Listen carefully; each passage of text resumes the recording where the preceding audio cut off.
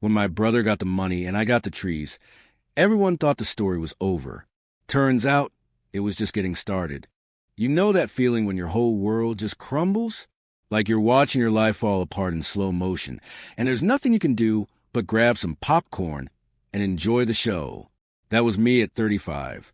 Programming career? Toast. Bank account? Emptier than a politician's promise. The only visitors at my door weren't pizza delivery guys anymore. They were debt collectors with attitudes and paperwork. I'd spent 15 years climbing the corporate ladder, writing code that made rich people richer while I survived on energy drinks and false hope. My resume looked impressive on paper. Senior software engineer, team lead, all those fancy titles that sound great at high school reunions but don't mean squat when the layoffs start rolling. The tech bubble had burst again, and guess who was standing right underneath it when it popped? My apartment in Portland had become a shrine to failure. Empty bottles forming a glass army across every surface. I'd been telling myself it was just a rough patch, that something would come up, but deep down, I knew I was kidding myself harder than a used car salesman. The irony wasn't lost on me. Here I was, a guy who'd spent his career solving problems with logic, completely stumped by my own existence. Income minus expenses equals negative everything. Then fate decided to play one of its twisted jokes. Just when I was seriously considering a sustainable ramen diet, my phone rang. Unknown number. A lawyer's office. Something about my grandfather's estate. Grandpa Thomas. The man had been my hero growing up. I remember one afternoon when I was 10, he handed me a rusted wrench and said, "It still works. It ain't broken." That was a philosophy on everything. Tools, people, life. He'd taught me that real wealth isn't what you accumulate, it's what you create.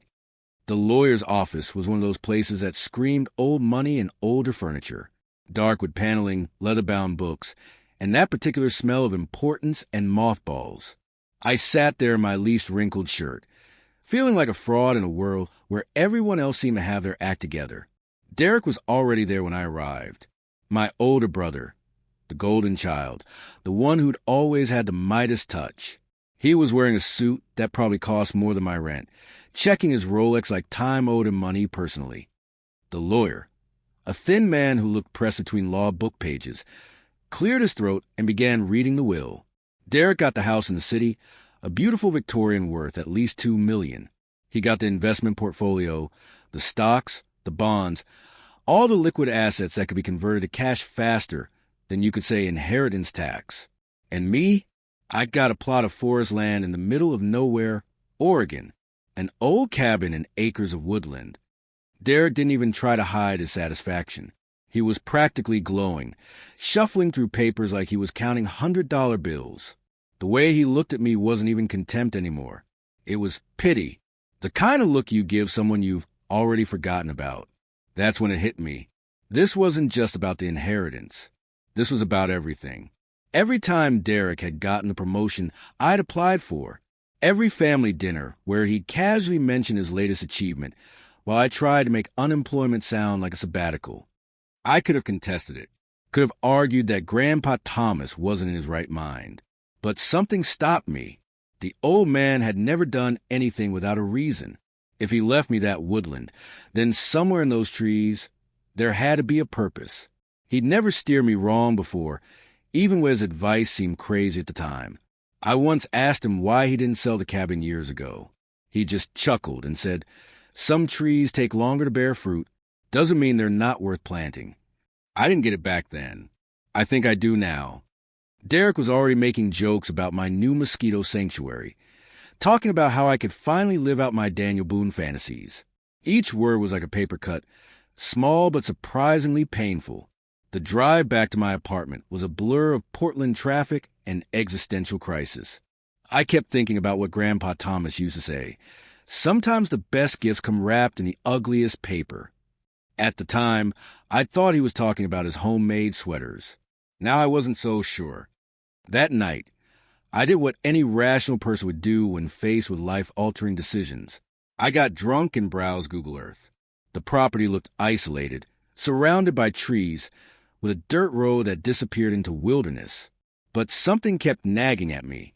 Maybe it was the alcohol, Or maybe it was desperation talking. But I started seeing possibilities instead of problems.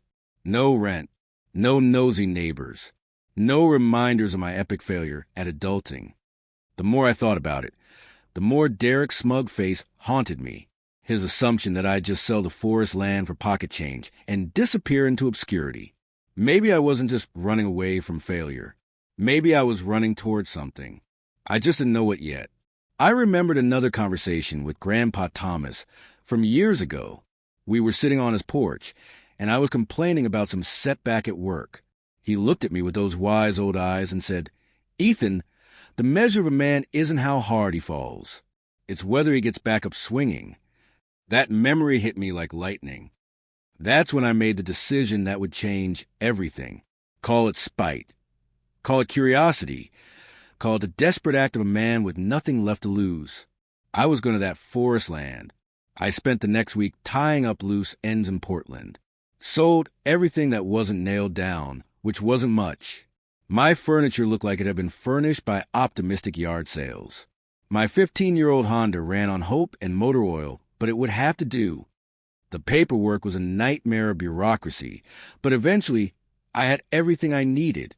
Keys to a cabin I'd never seen, ownership papers for land I'd never visited, and a bank account that could sustain me for about 3 months if I lived like a monk. Derek called me the night before I left. He didn't say much, just mentioned that he'd heard I was actually going through with this crazy plan. There was something in his voice, though, not quite concern, but maybe the tiniest crack in his confidence. I told him not to worry about me, that I'd figure it out. But what I really want to say was this: you've underestimated me our entire lives, Derek. As I packed my car with everything I owned, which fit embarrassingly easily in the back seat, I felt something I hadn't experienced in months. Not quite hope, but something close to it. Like, maybe this wasn't the end of my story. The drive to Oregon took most of the day. Mile after mile of highway, towns getting smaller, trees getting bigger, civilization getting further away. My GPS lost signal twice, and I started wondering if I was driving to salvation or my own personal survival show episode. But with every mile, something strange happened. The knot in my chest started to loosen. The constant anxiety that had been my companion for months began to fade. When I finally saw the turnoff of my property, marked by a rusted mailbox that had seen better decades, I almost kept driving. The dirt road looked like something from a zombie movie, but I'd come this far. No turning back now. The cabin was calling it rustic would be generous. It looked like it had been built by someone who'd learned construction from YouTube videos. But standing there in the fading daylight, surrounded by ancient trees, I felt something unexpected. Peace. For the first time in months, I wasn't worried about bills or rent or what people thought about my failures. I was just a guy with a key to a cabin and enough land to get lost in. Derek would have taken one look at this place and driven straight back to the city. He'd have seen the problems, the work required, the complete absence of anything resembling profit potential. But as I stood there watching the sun set through those trees, I started to think maybe that was exactly the point. Grandpa Thomas hadn't left me a burden.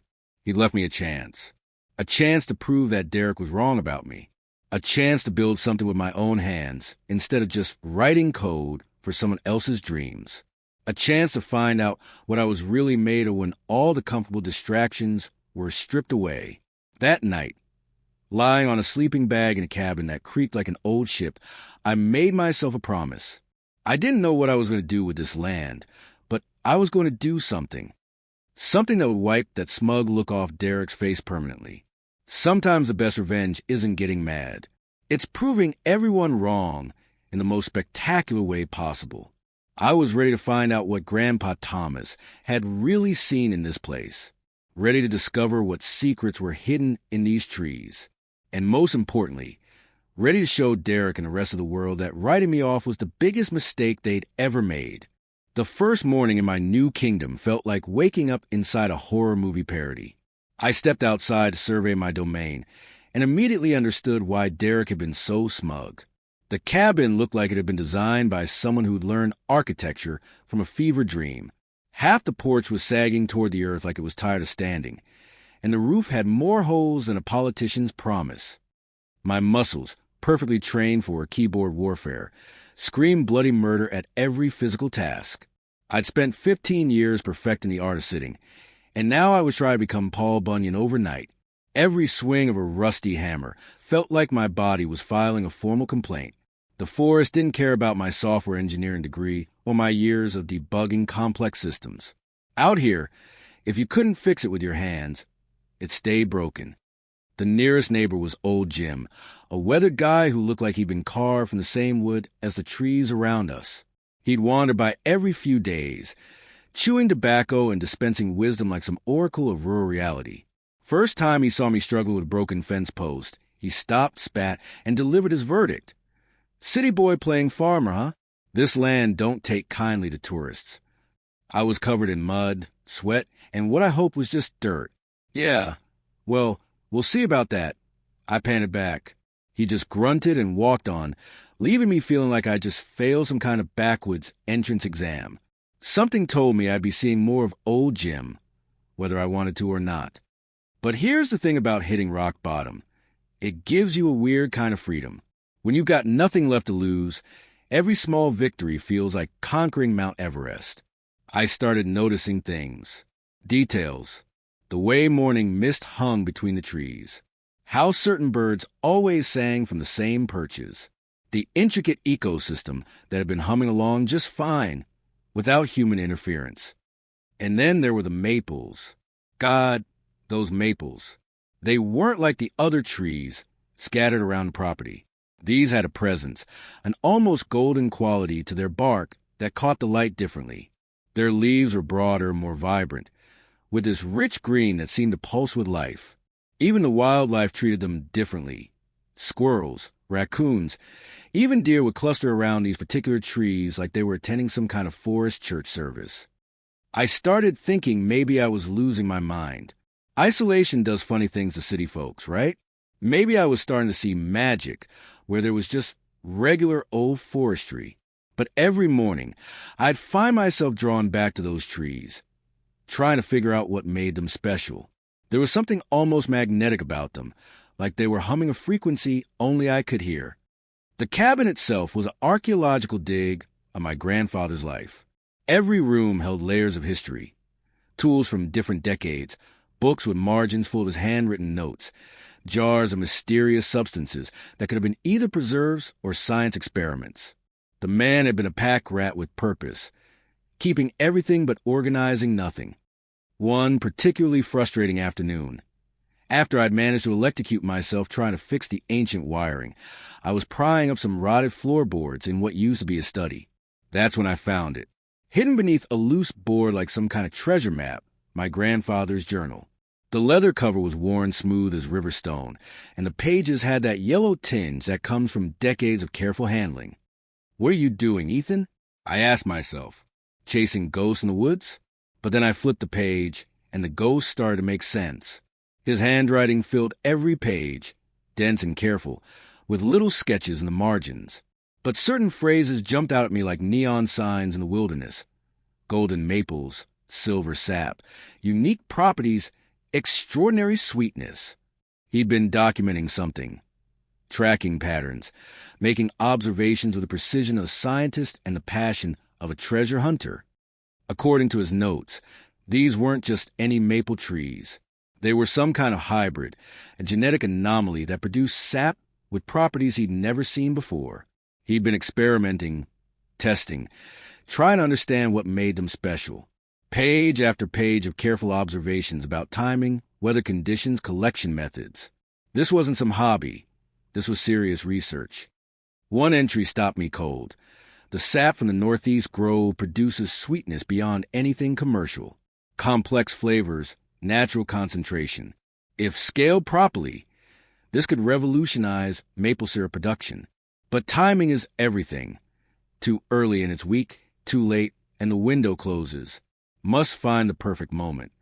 My grandfather had been sitting on liquid gold, and apparently he'd never quite figured out how to mine it. Skepticism hit me like a cold shower. Come on, Ethan. You're a guy who debugs code for a living. not some forest mystic who believes in magical trees.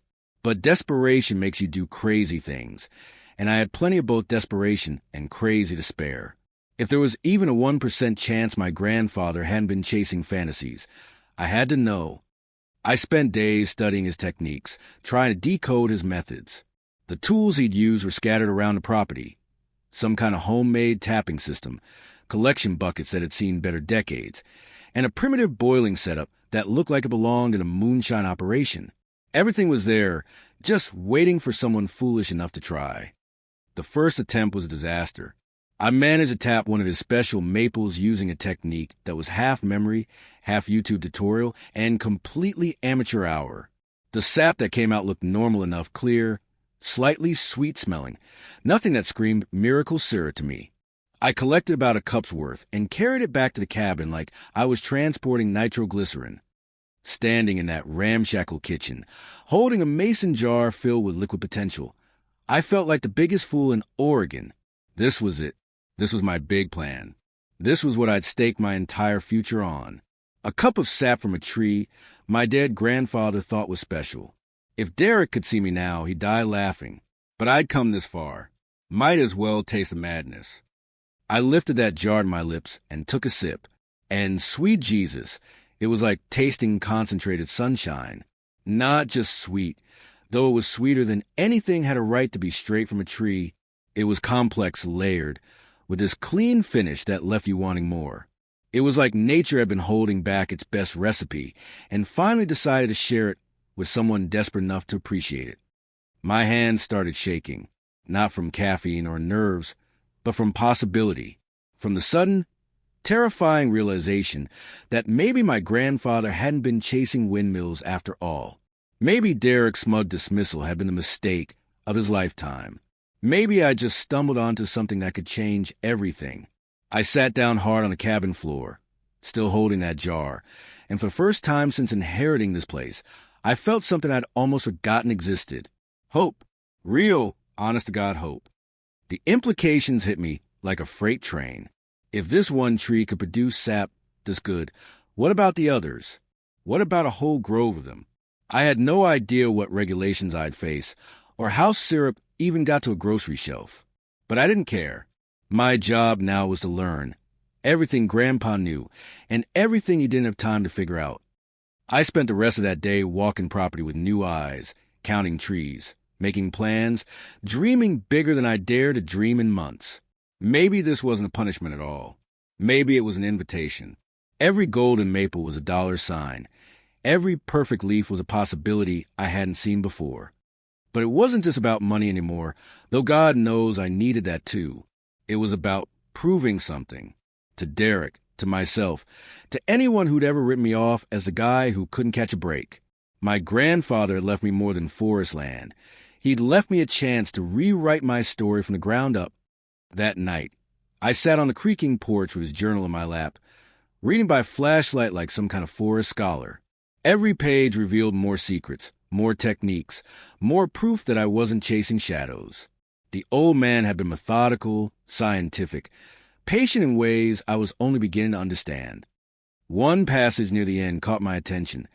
The trees know when they're ready. Listen to them, and they'll tell you their secrets.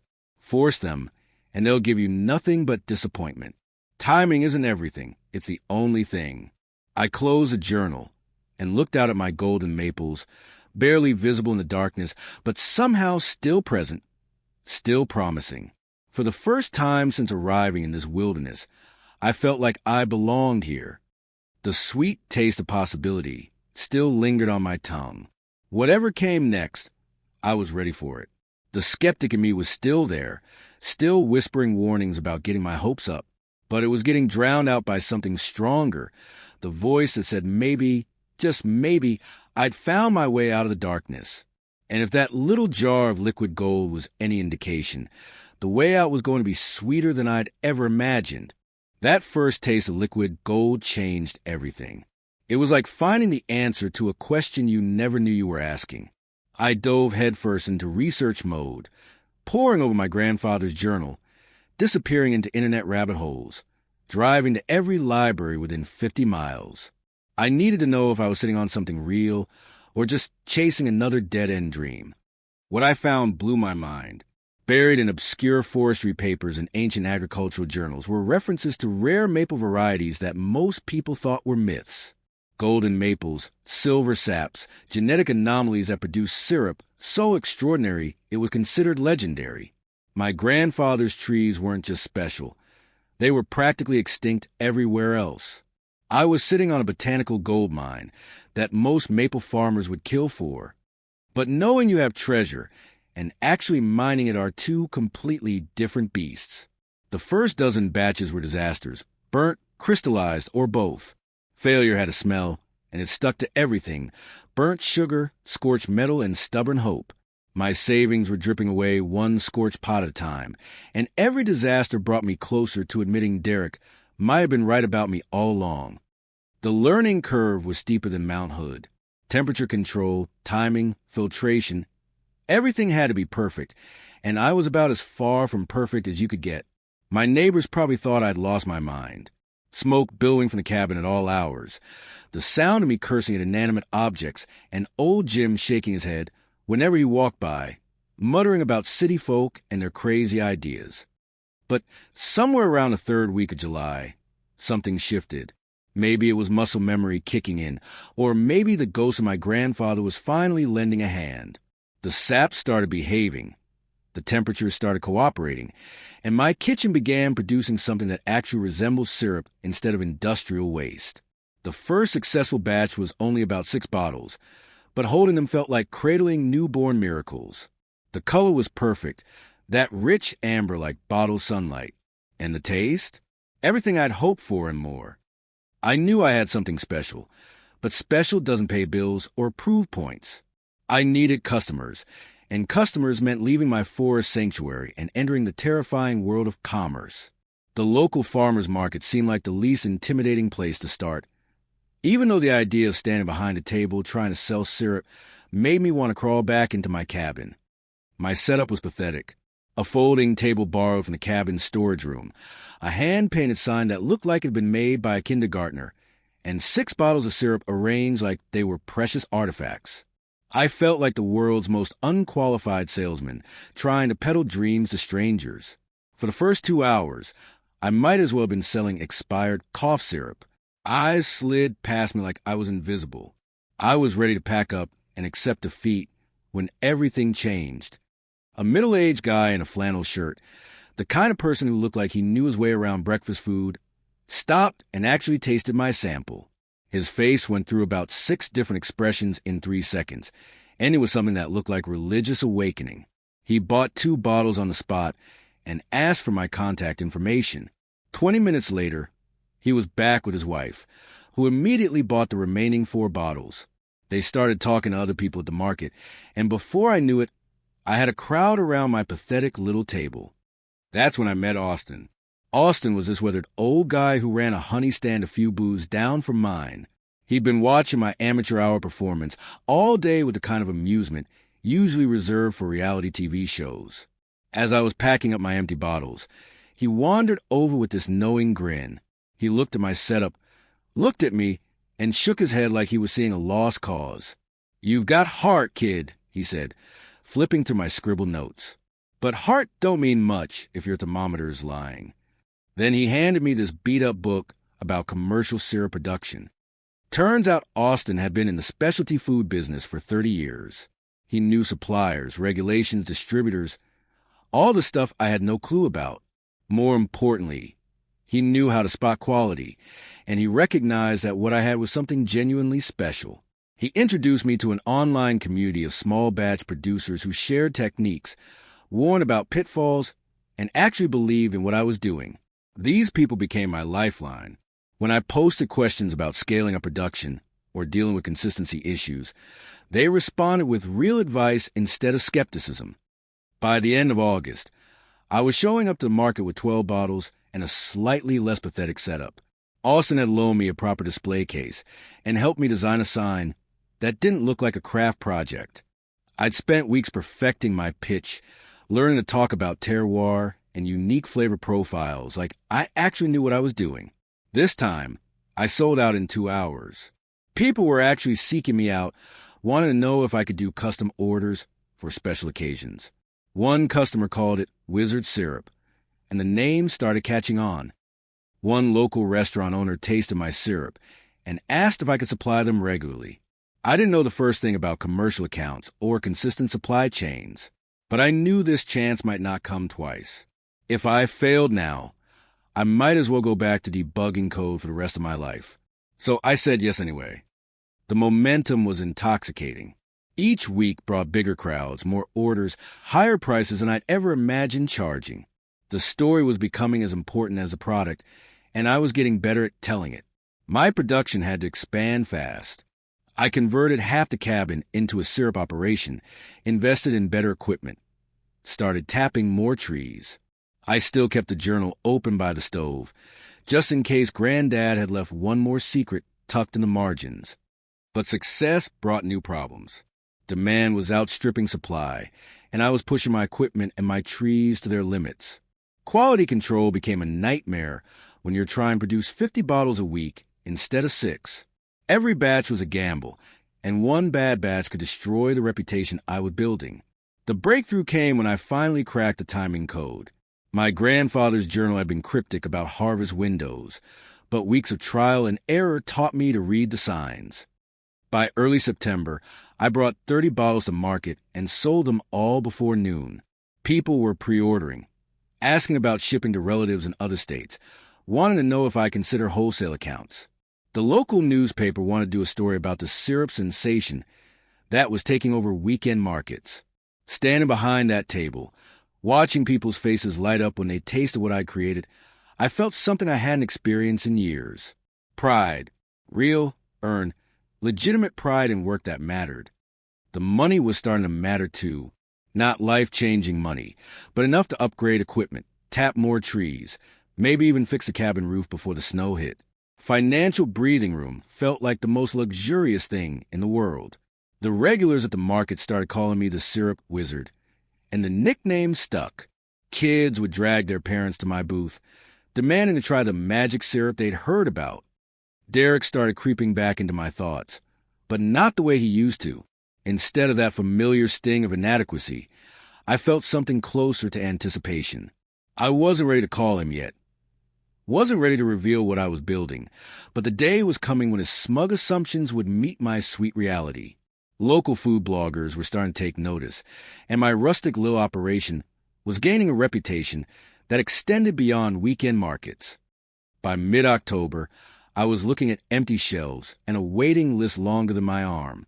The cabin that had seemed like punishment 6 months earlier was now humming with production equipment and the sweet smell of success. My grandfather's trees were producing their treasure, and I was finally learning how to mine it properly.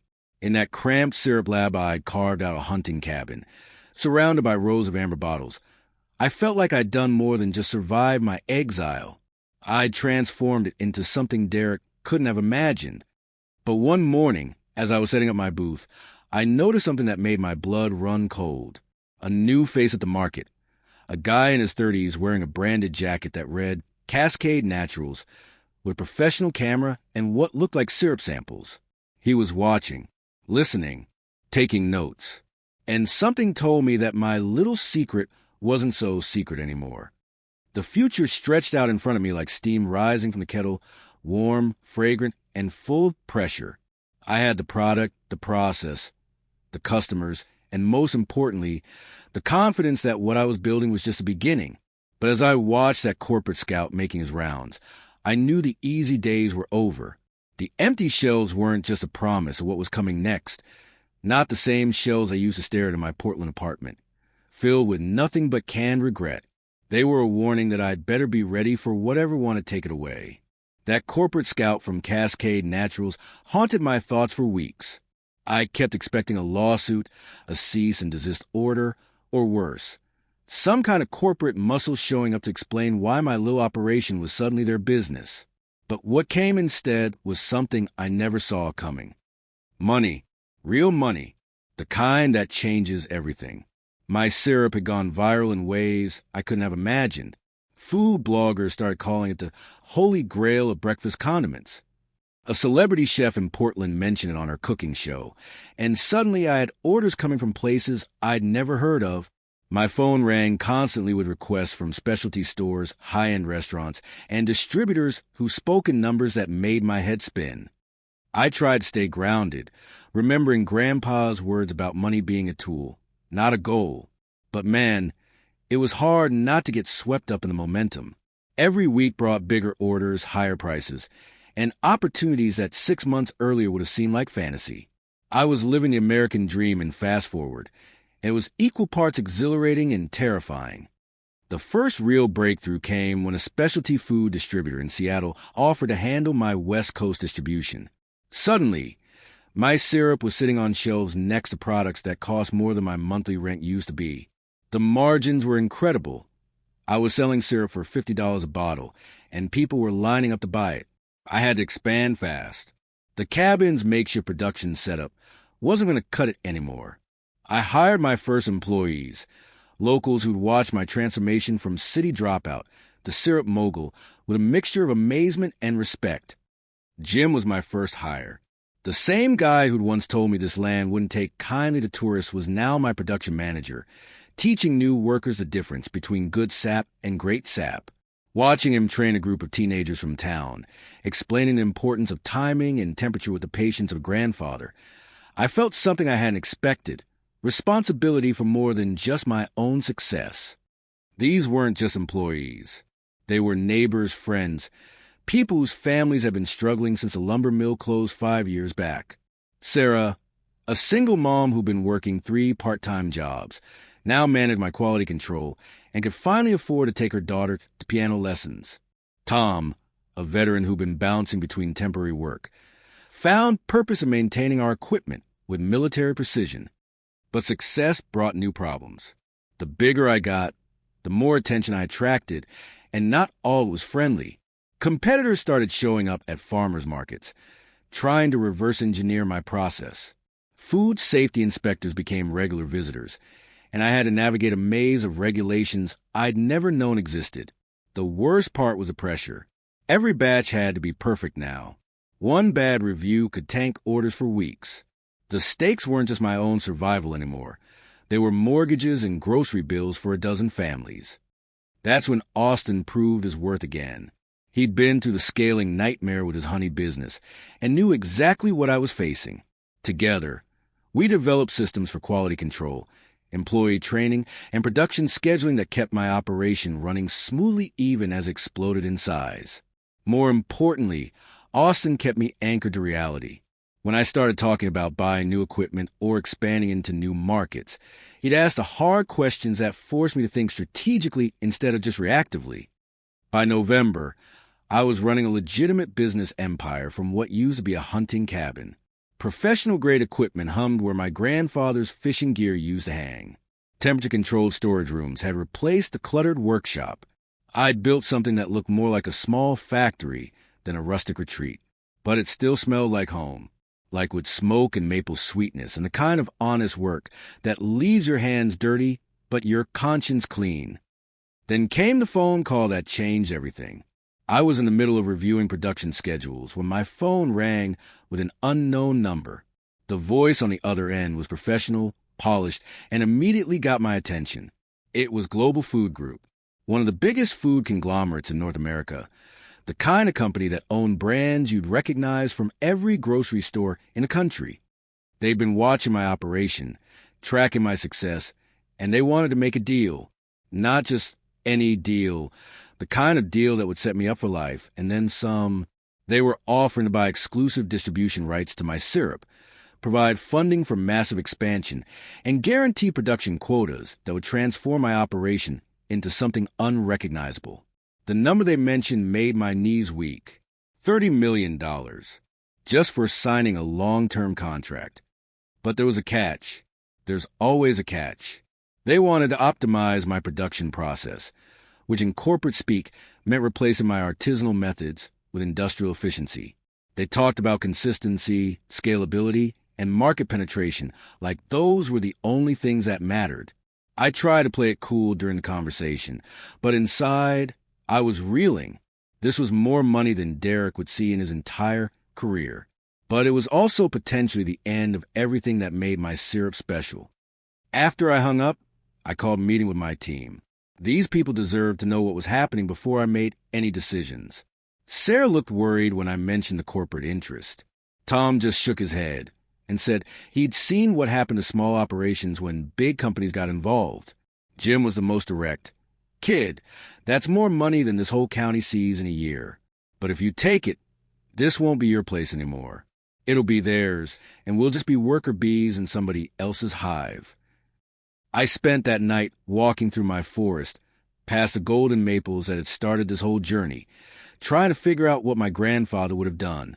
His journal had been my guide through every major decision, but this was uncharted territory. I opened the journal to a page about risk, but it was blank, just empty lines where his wisdom should have been. And maybe that was the answer. Some decisions can't be found in books. The fear hit me like a cold wind. What if they replaced my syrup with some chemical approximation? What if they clear-cut my grandfather's trees for efficiency? What if they turned my small-town success story into just another corporate acquisition? But then I thought about the alternative. Staying small meant staying vulnerable. One bad harvest, one regulatory change, one competitor with deeper pockets, and everything I'd built could disappear. I made my decision. I was going to take the meeting, not because I was ready to sell out, but because I needed to understand exactly what I was potentially walking away from. This was too big to dismiss without at least exploring the possibilities. But I wasn't going alone, and I wasn't going unprepared. I called a lawyer Austin recommended, someone who specialized in David versus Goliath negotiations. The next morning, I gathered my team again. Whatever happens in this meeting, whatever offer they make, you all deserve to know that none of this would exist without you. This isn't just my decision to make anymore. Sarah smiled and said something that stuck with me. Ethan, you didn't just give us jobs. You gave us hope that good things can still happen to regular people. Don't forget that when you're sitting in their boardroom. As I stood in my production facility, watching my team work with the same dedication I brought to this project from day one, I realized something profound. Derek had gotten the safe inheritance, the liquid assets, the sure thing. But I'd gotten something infinitely more valuable. I'd gotten a chance to prove what happens when you bet on people instead of just numbers. The Global Food Group meeting was still a week away, but I already knew one thing for certain. Whatever decision I made, whatever deal I negotiated or walked away from, I'd built something that mattered, not just to me, but to a whole community that had rediscovered what it meant to thrive. Standing there as the afternoon light filtered to my grandfather's trees, I closed my eyes and listened, not to money or offers or corporate promises, but to the slow drip of sap, steady as a heartbeat, to the sound of honest work being done by honest people, to the whisper of wind through branches that had been growing since before my great-grandfather was born. And I knew, whatever came next, I was finally home in my own skin. Derek had his bonuses and his board meetings. I had a forest that made strangers cry at breakfast. The meeting with Global Food Group turned out to be everything I'd expected and nothing like I prepared for. Their corporate headquarters looked like something out of a science fiction movie, all glass and steel, and the kind of money that whispers instead of shouts. But sitting across from their executives, listening to their pitch about market penetration and synergistic opportunities, I kept thinking about Sarah's words. You gave us hope that good things can still happen to regular people. They made their offer official. $30 million. The number still made my head spin, but something had shifted in how I heard it. This wasn't just about me anymore. It was about my team, my community, and the legacy my grandfather had trusted me protect. I negotiated like my life depended on it, because in a way it did. Not my financial life. That was already secure, but the life I'd built from nothing. I managed to structure a deal that kept me in control of production methods, protected my employees' jobs, and guaranteed that my grandfather's trees would never be replaced by some industrial plantation. The contract I signed wasn't for $30 million. It was for $52 million, with equity stakes and performance bonuses that made my lawyer's eyes light up like Christmas morning. But more importantly, it was on my terms. They got their distribution network and brand recognition. I kept my soul. Derek found out about the deal the same way he found out about everything else in my life, through the grapevine of family gossip. Even during my viral success, I'd started hearing whispers about his growing resentment, little comments at family functions about how some people get all the luck. That's when things got ugly. Derek couldn't stand the idea that his loser brother had somehow stumbled into success, while his carefully planned life was showing cracks. He hired the kind of lawyer that charges by the minute and promises miracles. The lawsuit was pure Derek, all arrogance and entitlement wrapped up in legal jargon. His argument boiled down to this. Since he hadn't known the land was valuable, and since I'd apparently figured out I must have cheated somehow. It was a legal equivalent of a toddler's tantrum, but with enough legal polish to make it dangerous. Sitting in that courtroom, I didn't feel anger, just pity. My brother had become the kind of man who'd rather file lawsuits than face regrets. Austin sat beside me, calm as ever. When Derek's lawyer started spinning fantasy into argument, Austin just leaned over and whispered, "Desperation wears expensive suits too." It grounded me. The court proceedings were swift. Derek's lawyer painted me as some kind of con artist who manipulated a dying old man. My lawyer let them talk themselves into a corner before presenting the simple facts. Derek had signed papers explicitly waiving any claim to the forest land, in writing, with witnesses. When the judge asked him directly whether he'd willingly given up his rights to property, you could see the exact moment Derek realized his case was dead in the water. The ruling was brutal. Not only did he lose, but he was ordered to pay my legal fees for what the court called a frivolous lawsuit motivated by greed. Meanwhile, my little empire kept growing. The Global Food Group partnership opened doors I'd never imagined. My syrup was showing up in places I couldn't pronounce, being served to people who paid more for breakfast than I used to make in a week. But the best part was what happened back home. My success had a ripple effect that transformed the entire community. Property values went up. New businesses moved in. Young people who'd been planning to leave for the city started staying, betting on their hometown the way I'd bet on myself. Austin became more than just an advisor. He became the partner I'd never known I needed. Together, we launched programs for sustainable farming, renewable energy projects, and scholarship funds for local kids. We were proving that you could build wealth without abandoning the values that made wealth worth having. The cabin that had once seemed like exile became the heart of something bigger than I'd ever dreamed. I renovated it carefully, preserving every detail that reminded me of my grandfather while adding modern conveniences that made it feel like home. Every year, like clockwork, Derek sends a Christmas card. Short, polite, sterile. I never reply, but I always read them, maybe because a part of me still hopes he'll say something real. Last year's card mentioned that he was doing well, that his investments were finally turning around. I could have written back, could have said something gracious or cutting. Instead, I put the card in the drawer with all the others. Some victories are won with silence, not words. Even now, part of me wonders, what if Derek had inherited the forest and I the stocks? Would he have seen the trees, or just the timber? But maybe that's the difference between us.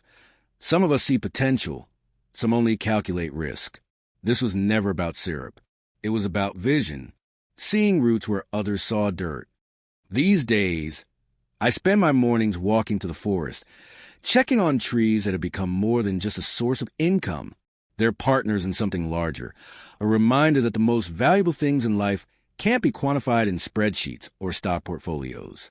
His spirit lived in every corner. His wisdom echoed in every decision I made. Yesterday, I found myself in my old workshop, holding a mason jar from my very first batch.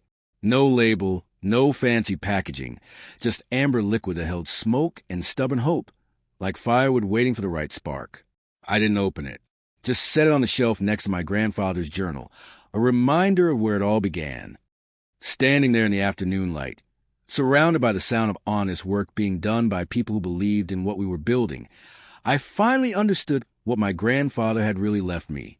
It wasn't the land or the trees, or even potential for wealth. It was a silence, enough quiet to hear who I really was when everything else was stripped away. Derek inherited dollars. I inherited roots. His fortune came fast. Mine grew slow, but it still stands tall every autumn, reaching towards something money can't buy.